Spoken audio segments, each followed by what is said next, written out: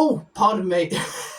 Hello once again, YouTube, and welcome to another video. It's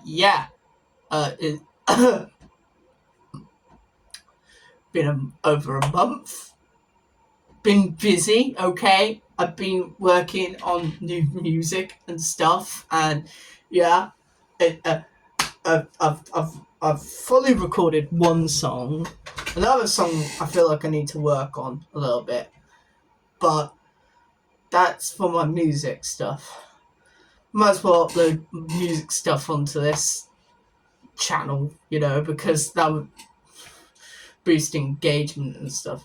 People like covers and stuff, But for the time being, we're sticking to music reviews and movie reviews, and yeah, we're doing a movie review today. Yeah. Superman. What can I say? Invented to be an allegory for Moses because he was invented by two Jewish people. Bet you didn't realise that, eh? Jerry Siegel and Joe Shuster. That's the name of the creators. They're not as well known as, say, somebody like Stanley or Bill Finger and Bob Kane, and Jack Kirby, but they're still as influential because they basically created what we think of today as the modern day superhero. He's the archetype for the superhero. He popularized the concept of a superhero. Without him, you wouldn't have Batman, you wouldn't have Spider-Man, you wouldn't have the X-Men, the Fantastic Four, the Justice League, Wonder Woman, Plastic Man,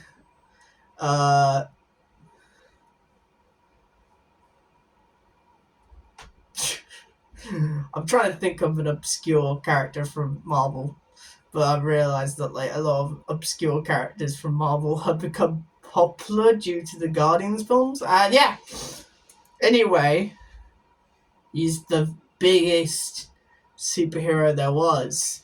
So how come we haven't had a good live-action Superman film since 1980?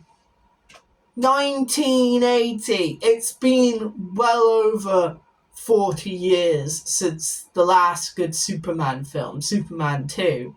I even like the original version, the one that's a little bit more sillier. I don't mind the jokes as much as people do. It's not as bad as people say it is, But anyway, enough of that. James Gunn has rebooted the DC universe into the DC extended universe. It's a whole thing where his projects are canon, but everybody else's projects are not canon.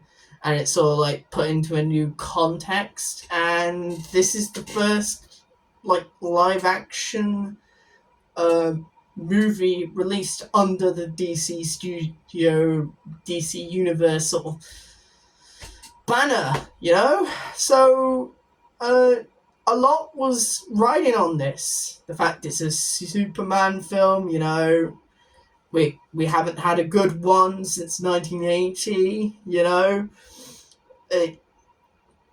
Superhero films not being as popular as they used to be, with the whole superhero fatigue sort of thing coming into fashion, people being tired of cape shit, and this film really needed to make an impression, and I think it really does, because I think it was a really good film. Yeah, it was probably the best superhero film since, let's just say, since possibly Guardians 3. It's on par with Guardians 3. It's better than most, if not all, of the DC EU. Except for the Suicide Squad, that's a little bit better, It's on par with his other work. It's a Guardians of the Galaxy film made by James Gunn. I mean, Superman film made by James Gunn. I'm so used to saying his name and Guardians next to each other. That's how I would describe it. It's a very interesting film that kind of examines, like, does Superman need to change with times? Is Superman to be trusted? Could we trust him? Is he as benevolent as we think he is? And it's like, yeah, of course he is. He's just a good person. You know? He's a normal human. Oh, by the way, there's going to be plenty of spoilers. I don't know if you know that. I always spoil things in these reviews, okay? But yeah, this film really does capture that, like, playful innocence of the of those first two Superman films, the Richard Donner, Christopher Reeve Superman, and you can really see that.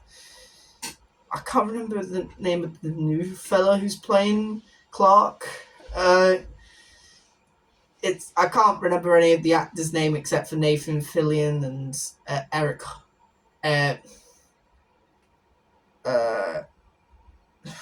What's his?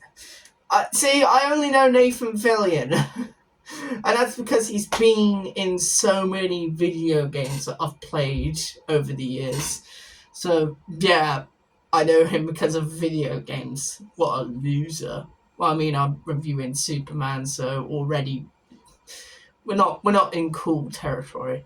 But yeah, I like how innocent and sort of like relatable this Superman is. He's not the stoic badass of stoic edgy badass of the Snyder films, but he's not the confident man yet that Christopher Reeve's Superman is, and he's not as boring as the one from Superman Returns, you know, the one with convicted sex offender Kevin Spacey.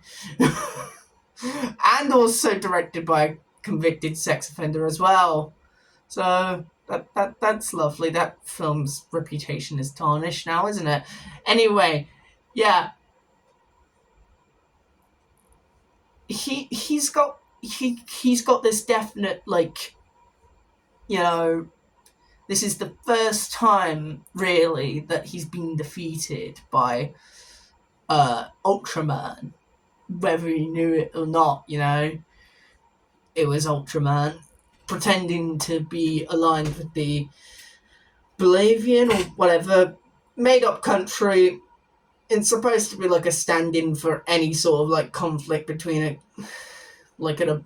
immense force of a invading country going into a country where there is like little to no like technology or like way for them to defend. It's sort of like you can literally make it an allegory for any sort of like conflict that's happened throughout the years, you know. But people, of course, have to interpret it one way when it can be interpreted several ways, you know. It's not just one thing. It's legit just a event that could be used to manipulate Superman's reputation and make him look like he's deciding things. Sort of like the whole conflict with the Sokovia Accords and the Civil War movie, and of course the Superhuman Registration Act, questioning whether or not superhumans are here to help us. Should we trust them? Trust their judgment? Is their judgment right? Should we have government oversight over them? But of course, it's also like, you know, Superman, he's an alien. He came here on a crashed spaceship. And I like the fact that they don't even, like, They don't even explain the whole origin story of Superman, the fact that Krypton was blown up, how he met Lois, how Lex Luthor comes into the picture. You know, we know all these characters already. We're very well acquainted with them, you know, the basic characters. And, you know, it's a world-building film because it establishes all these new characters, well, new to the audience. To us comic fans and people who've watched the DCAU, we're very well familiar with these characters like Mr. Terrific and, of course, Guy Gardner, Nathan Fillion's Guy Gardner, and Hawkgirl and Metamorpho. I'm familiar with those two because of the Justice League cartoon. Yeah, because that was sort of like what I grew up with, you know. And Ultraman, you know, Ultraman was really interesting character who, spoiler alert for the billionth time, turns out to be a clone of Superman. And it's quite interesting, you know, because it shows that, like, it's literally good Superman versus evil Superman, you know. And I think he's going to turn into, like, Bizarro in the future, I feel, because he's gone through the black hole. Maybe he might go into, a parallel universe where everything's backwards and he's stupid, and they call him stupid.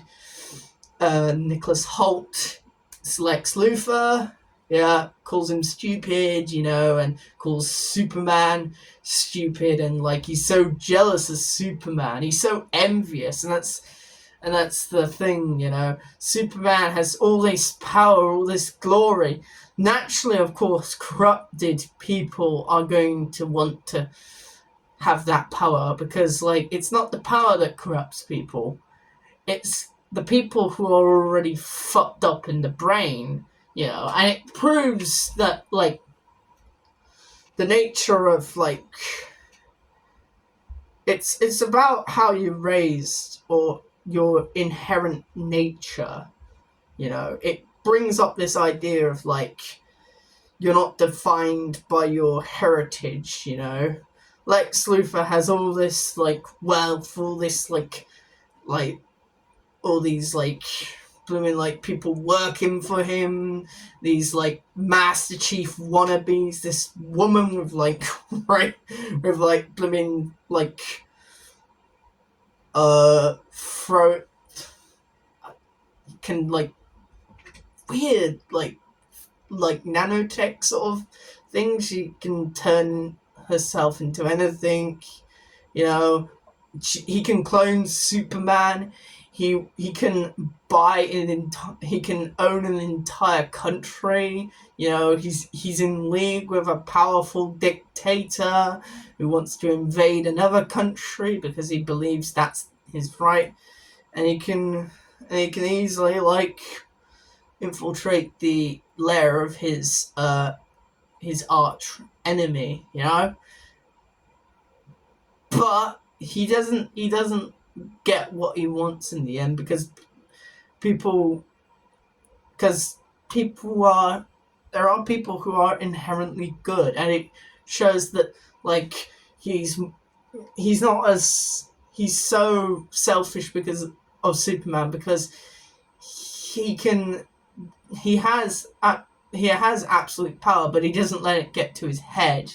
He doesn't have the ego. He doesn't have the arrogance that he has. He's much more in tune with humanity than he'll ever be, and that's why he's so pissed off at Superman, because he doesn't understand how he can just be a normal human being, you know. And he always tries to provoke him, you know, by taking crypto away from him and like, you know, torturing crypto and, like, torturing, you know. And yeah, and then killing that poor fella who Superman rescued, you know, and from his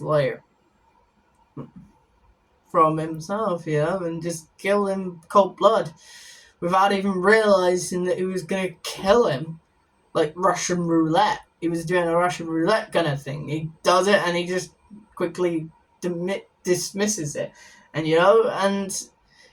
Nicholas Holtz plays Lex like an absolute bastard, like an angry, selfish bastard, and you want to see Crypto slam his ass all over the place. And you can tell there's a part of Superman that's like, yeah, I'll leave Crypto to this, What's the harm, But, yeah, he really is a bastard. And all of his, followers, you almost hate them as much as you hate Lex Luthor.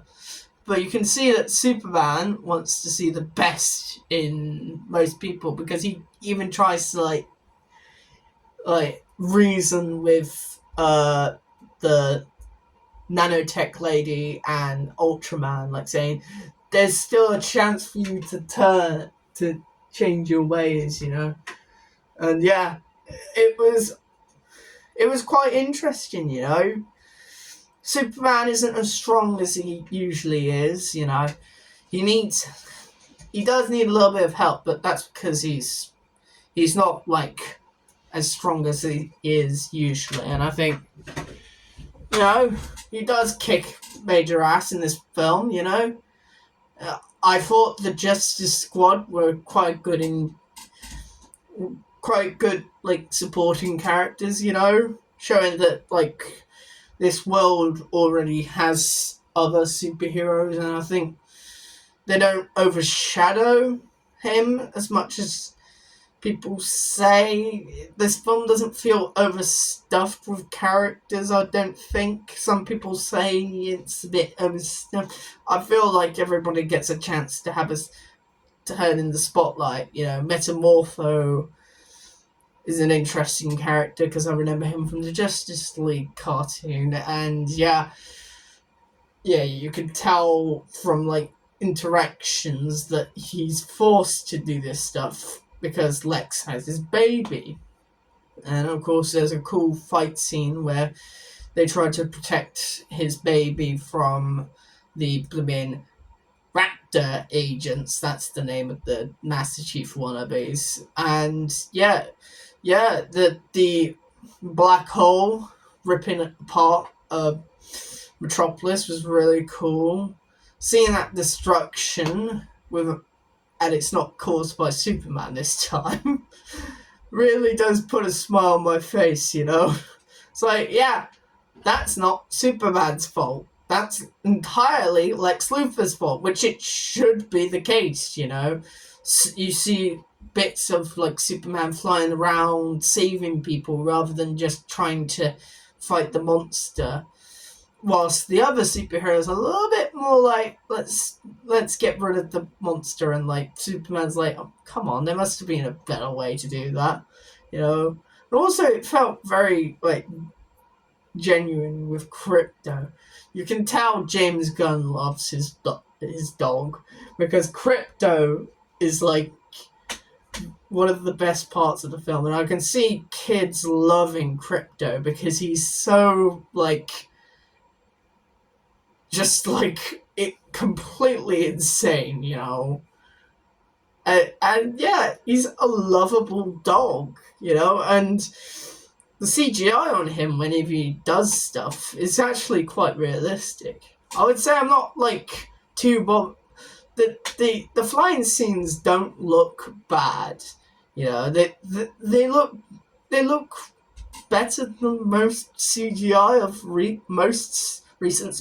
They're on par with the flying scenes in Man of Steel, let's just say, and most of the fight scenes were pretty well choreographed. I felt like Jimmy Olsen and Lois Lane actually got stuff to do, Hell, even Perry White had something to do, and Lex Luthor's girlfriend, who was in Superman, the original Superman. Yeah, she's Jimmy Olsen's ex-girl, and they got back together again. And Jimmy Olsen seems like that emotionally distant, like more focused on his job than anything else, than love or anything, which might have been the reason why they broke up in the first place. She's just so in love with him, but he's just so focused on the grind, that Sigma male grind. But yeah, I thought it was interesting seeing Lois and Jimmy actually contribute quite a lot to the plot.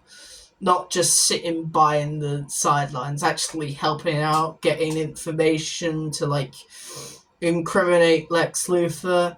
Could we have had a bit of more like camaraderie, like Jimmy and Superman interacting? That could have happened a little bit more. We got some in the beginning, but not a lot throughout it. But he does his own stuff, and he's his own character, and he's like so enthusiastic about his work, but you just couldn't care less about like other stuff, He's on the grind, and Lois Lane. I quite liked Lois Lane. She was definitely grilling Superman at the beginning, where Superman is like very like he doesn't like conflict, especially with a woman that he finds attractive, and that they are polar opposites. She even states that, but that's probably why he finds her attractive. She's so punk rock, and he's so Boy Scoutish, but he's punk rock in his own nature, and yeah. They do make a cute couple, I do have to say, but all that, the Justice Squad was the best part of the film, because I fucking loved Mr. Terrific. Yeah, they were right about Mr. Terrific being the standout highlight character, because he's got this, like, he's the smartest guy of the group, so he doesn't have time for anybody's bullshit. So, like, every time that, like, somebody's wasting his time or something, or, like, asking him a stupid question, he just gives this, like, snarky, like, sarcastic response every time, and, like, Superman could be fighting for his life against his clone, and Mr. Terrific could be like, what the hell are you doing? We got a city to save, come on! Yeah, and also that scene with the bubble shield where he like his fears go around like knocking every single Raptor agent out, and Lex Goon, and I love the fact that a lot of them are in Hawaiian shirts and stuff, and yeah, he was probably got the heroes out of many and many a situation, and yeah, hopefully we get a solo film from him, maybe a Justice League International thing, because they're like funded by a guy, who said the line that doesn't matter if you're left or right, we can all agree that Lex Luthor is a dickhead or an asshole or something like that, which was a very funny line. And yeah, I do think that, like, Nathan Fillion plays Guy Gardner as an asshole, and he is an asshole. Hawkgirl doesn't have much to do in the film. She does help out at the end of the film, and she does have some witty banter between her and Guy, which was pretty cool. Metamorpho is pretty cool at the end of the film, and also seeing all the... I think I quite like the fact that we don't see the inciting incident where Superman got involved in international politics, which of course sparked debate, even though this stuff about current issues, even though this stuff happens all the time throughout history, you're gonna get that kind of stuff. But I think it's very divorced from other things, that it's like its own thing, and yeah, I think they've handled the politics as well as they could, whilst also being optimistic. It's You don't see the inciting incident because you need to have that like ambiguity of, was Superman in the right for doing that thing. Otherwise, you might laugh at like Lois's interview and say, "Of course, Superman was in the right." If you saw what happened, the inciting incident, because from the outside in, looking from the outside in, it's like you don't know what's happening in Gaza or whatever, or you don't know what's happening in that place as well. We're not necessarily privy to all the details. We don't know what's going on in Ukraine. We didn't know what was going on exactly in Syria because it's not happening here. We're not like, unlike say like something like the Troubles or like World War II. When it came to our doorstep, when it happens in our doorstep, it's very much we're fully aware of what's going on. When it's happening overseas, we don't have that like intuition, so we have to like ask. You have to wonder, was Superman in the right, because we're not intimately familiar with those two countries. But of course, then showing them invading fully and showing that they're just normal people. They're attacking innocent civilians. It's kind of like that scene from Iron Man. Where like Tony goes into the country, goes into that Middle Eastern country to wreck the terrorists of the 10 Rings who are trying to kill some innocent civilians. And he's like, not on my watch. And yeah, I do think it's interesting that they didn't decide to do an origin story. I do think he explicitly said that nobody wants to see another or Superman origin story. We've seen that enough. That's been ingrained in popular culture enough. I do think the Kents might have needed a few more scenes in order for us to like really connect with them. But I do think that like the whole thing with Superman public image turning quite easily was like quite interesting, But once like Lex decides to break half of Metropolis in two, that's when like people realize, oh wait, maybe he's not so bad, and it's like that's kind of like how like people work really these days. They get so easily swayed by negative press of like somebody being reputation being tarnished, and yeah, the whole like harem thing, like having multiple needing to, yeah, we don't know if it was like real or not, but I like the fact that they keep it a little bit ambiguous so the audience can make up their own mind. But anyway, I think I've talked enough about the plot and everything and the characters and stuff. The cinematography was beautiful, of course. It was absolutely incredible, especially the shots of the Fortress of Solitude. Alan Tudyk has played 3 robot companions. Sonny in iRobot, K2SO in Andor and Rogue One, and now 4 or Gary in Superman in this film. So yeah, that's quite nice. And I was so sad when I thought he died. Thankfully he was repaired because he's a robot.